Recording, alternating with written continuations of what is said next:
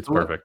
Let's maybe round this out. Just compare the shitcoin that is fiat dollar to Bitcoin. We can kind of go line by line here, I think, and compare it to what Bitcoin is. Because I have this theory that if you actually took the average person and you didn't even mention the word Bitcoin to them, and you just looked at the characteristics of the currency that we use today, and you compare that to the characteristics of Bitcoin, it would be so obvious to them that this is a much better currency, a much better capital, collateral, everything. Yeah. But because Bitcoin carries such a negative connotation by design from the media, from the governments who don't want you to use Bitcoin. But let's go through this line by line, and I think it'll be pretty clear to people why they should be storing their time and energy in Bitcoin. So the first one, at the top. Go ahead, Rajat. Yeah. First one, 27 trillion. How much Bitcoin is there in circulation? 19.8? Something like that. I mean, with lost coins, there's a lot of that isn't circulating, but yeah, we could start with that. Yeah, maybe 16, 17 if you don't consider. Next one, unlimited supply cap, 21 million max. That's completely different.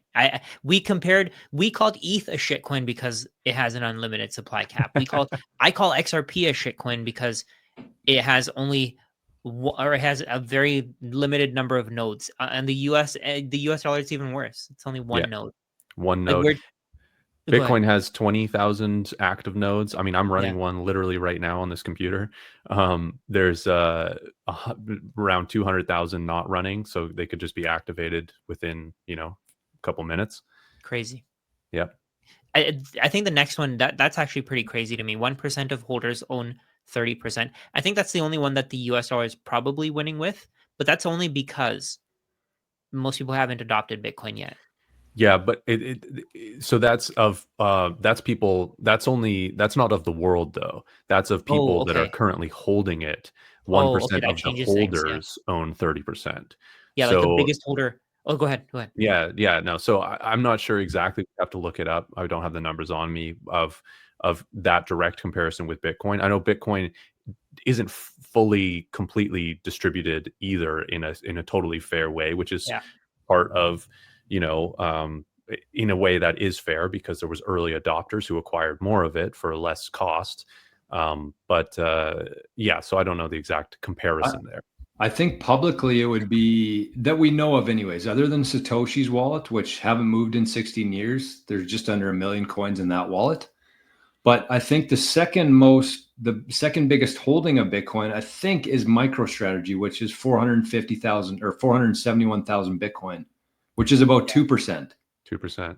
Even BlackRock's Bitcoin, it's not actually theirs. It's their customers. True. So. They're custodian. Yeah. So they got over 500,000 Bitcoin now, close to 600,000 Bitcoin. So those would be the two biggest holders. So they would own about 4 to 5% total combined. But the thing for me is that it's actually individuals own just under 70% of the total Bitcoin. Individuals, not governments, not big corporations, not hedge funds, but individuals own 70% of the Bitcoin today. Mm-hmm. Yeah. And then the next one, 25% of the supply minted in the last 6 months. So in Bitcoin, we know exactly, these are estimates. We actually don't know how much of the supply is being minted. These are just numbers that we're told. The reality is that with Bitcoin, we know exactly the amount of Bitcoin being created. What was the supply last year? Or actually, what was the supply in the last 4-year period? Was it... So when Bitcoin was, historically, gold has been the most scarce asset in terms of new supply coming onto the market, which is 2%. And when Bitcoin, the halving cycle of 2024, that officially passed gold in terms of being the most scarce asset. So Bitcoin would be less than 2% per year of new supply, and it's only going to go down from here. Yeah, insane. 38 million notes printed every day, and we don't even know that that's true. We have no idea. Yeah, I mean, if you guys look into the euro dollar system, there's a ton of US dollars being created that we have no track of. Yeah. So 38 million notes printed every day. There's 450 Bitcoin per day. 450, mined? 450, and that's getting decreased every single. So that's decreasing every day while the US dollar supply is increasing every day. Like it's accelerating versus decelerating.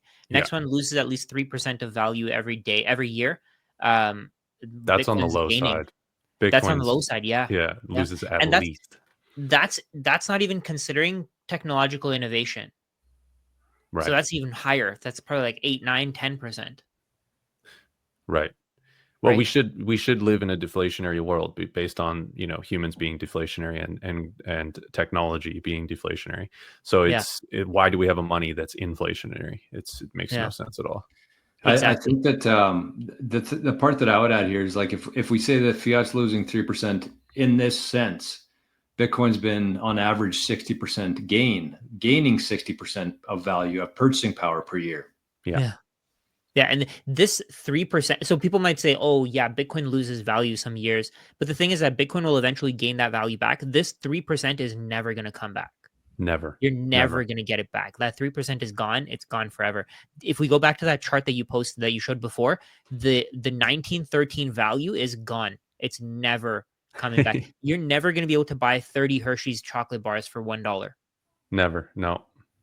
That's never going to come back. What do you guys pay for your Hershey chocolate bars today? $1.50. At least, yeah, that's Yeah. I probably a think it was good deal now. $1.50.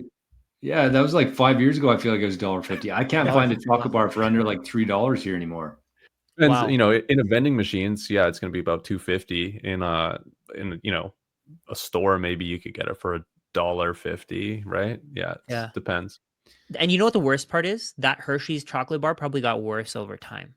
Oh, Yes. big time. So The there's ingredients? shrinkflation as well with Yeah. Like back then it not was just probably size, 100 but grams. yeah. Back then it was probably 100 grams. Now it's like 40. So And Yeah, crazy. the So even worse. quality of ingredients probably dropped Yeah. significantly too. big Yeah. time. They didn't have palm oil Exactly. back then, right? That was real, cacao butter. And then Ex- here, this goes into at least 3% every year. The next one leads into that in a bear market since conception. It's never been positive. We can look at that chart. We had, it rose in value here in 1930s. This is just a momentary blip though. Like this looking back, this almost means nothing really. Mm-hmm. Like realistically, I don't know.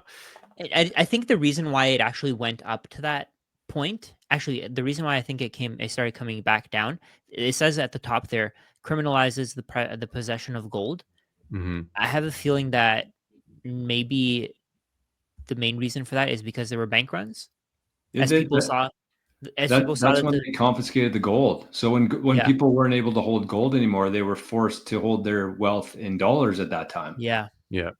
Yeah, so that created a huge amount of demand for dollars, and then all of this probably coincided with a lot more imports from other places. So the purchasing power of the dollar goes up comparatively to the other currencies, which are importing a lot of these goods. And yeah, so even still, though, like the purchasing power of the dollars is still going down, even with globalization and free trade and all technology, all of this, it's still going down over time. This is that bear market. It's been in a permanent bear market. Like it's going to keep happening. Exactly. It had one bull run in the 30s, but yeah. That's yes. And I actually heard this the other day. I didn't know that this was a real thing, but I heard that Bitcoin is actually the only asset that has ever dropped more than 50%, crashed essentially in a bear market. We've seen 4 of them now, but it's crashed 4 times more than 50%, and it's come back to reach an all-time high. So Bitcoin's the only one. So when people say it's a bubble, that's what usually happens. When it runs way up, it crashes. It never really recovers after that. And the US dollar would be a good example of that. But Bitcoin so far in 16 years has crashed down more than 50% and has come back to gain a new all-time high after that. So this thing's not going anywhere. It's just kind of figuring out what it's worth compared to everything else. Yeah. That's why the comparison to the tulip mania is just so dumb, because that is a clear bubble. The bubble bursts, the value of tulips goes down. Exactly. It never recovers. I mean, you look at Bitcoin's chart, it fluctuates up and down. And then we look back and we see, hey, all of those big swings, that 30% down, that actually kind of looks like nothing now. So it's just in the short term that this volatility seems like is so intense and so crazy. But if you just, look away from the chart for a few days or a year even, you'll be totally fine. You'll be set. Yeah. Well, what an episode, boys. What a show that